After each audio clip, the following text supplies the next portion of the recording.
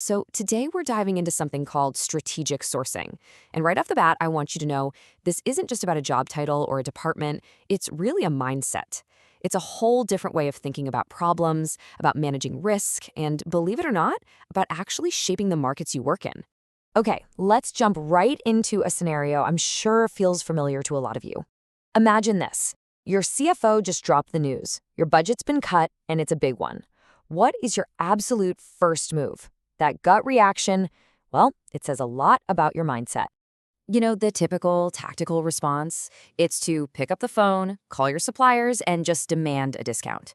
It's quick, it's direct, but it can also be pretty adversarial. The strategic response, though, is a whole different ballgame. It's about pausing, taking a breath, and completely reframing the problem.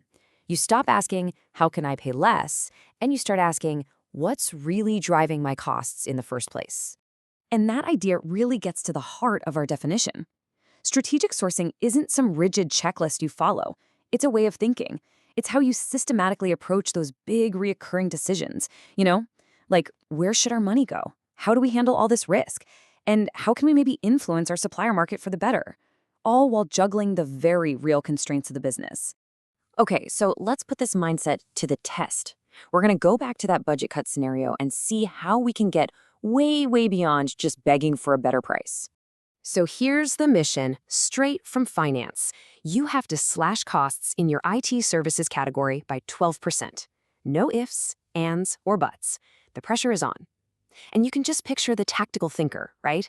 They're already dialing up their main supplier to demand that 12% haircut. But the strategic thinker, they pull out a totally different playbook. First, they decompose the costs. I mean, what are we actually paying for here? Is it labor, licensing, overhead? Second, they start looking at substitutions. Could we automate something or maybe standardize a process to use less of the service? Third, they take a hard look at supplier power. Who really has the leverage in this relationship? And finally, they actually calculate the switching costs so they know what their true options are. And once you do all that work, it completely changes the game. You're not stuck with just one move anymore, demanding a discount. Suddenly, you've got this whole toolkit. Maybe you can bundle your spending with other departments, or change the specs of what you're buying, or even totally rework the contract to better align incentives. You're just in a much, much stronger position. All right, let's shift gears to our second scenario. This one's another classic headache. The supplier who just isn't performing. And the biggest trap here is thinking you only have two choices. Keep them or fire them. So here's the situation. You've got this really important supplier, and they are just not hitting their marks. They're missing their service level agreements, the promises they made in the contract, over and over again. But switching to someone new would be a massive, disruptive nightmare. So you feel stuck between a rock and a hard place, terrible performance on one side and a huge operational mess on the other. This is where the strategic mindset comes in and reframes everything. Instead of seeing it as a simple yes or no choice, you make what's called a portfolio decision. Think about this supplier relationship just like a stock in your investment portfolio, right? You don't just sell it the minute it has a bad day. You analyze it, you manage it. You're trying to get the best possible value for the risk you're taking. And that portfolio mindset, it just opens up a ton of new options. You could try to renegotiate the contract so their pay is directly tied to their results. Or maybe you bring in a second supplier to light a little fire of competition and lower your risk. You might even look in the mirror and see if your own company's processes are part of the problem. The point is, you are now actively managing the relationship, not just passively reacting to it. Okay, on to our third and final scenario, the consolidation dilemma. This is a classic strategic puzzle that, honestly, almost every organization has to solve at some point. It's a real balancing act. On one side, if you use fewer suppliers, you can concentrate all your spending with them, and that can give you some serious leverage to get amazing deals. But, and it's a big but, it also cranks up your risk. If that one supplier has a problem, your whole operation could just stop. Having more suppliers gives you a safety net. It makes you more resilient, but you lose all that concentrated buying power. So, what's the right answer? Well, the most important thing to realize is there is no single right answer. The strategic move is to analyze the decision based on these key factors.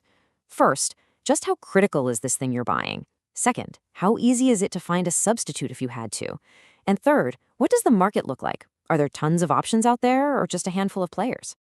So we've walked through three really different situations, right? A budget cut, a failing supplier, a consolidation problem. But if you look closely, the same patterns of strategic thinking were at work under the surface of each one. So let's pull all of that together into a kind of unified playbook. This is it. This is the core of the strategic sourcing mindset, boiled down into 5 key principles. 1. Always define the underlying economic structure of the problem. 2. Figure out which levers you can actually pull. 3. Model the trade-offs. Be honest about the tension between risk and reward. 4. Treat your supply relationships like living, dynamic systems you have to manage, not just static contracts you file in a drawer. And 5, always prioritize your actions based on their total impact to the entire business. And that really leaves us with one last big question that I want you to ask yourself the next time you're facing a tough challenge. Are you just jumping to solve the most obvious surface-level problem, or are you taking that extra moment to step back, to reframe things, and to make absolutely sure you're solving the right problem? Because that choice makes all the difference. Thanks for tuning in.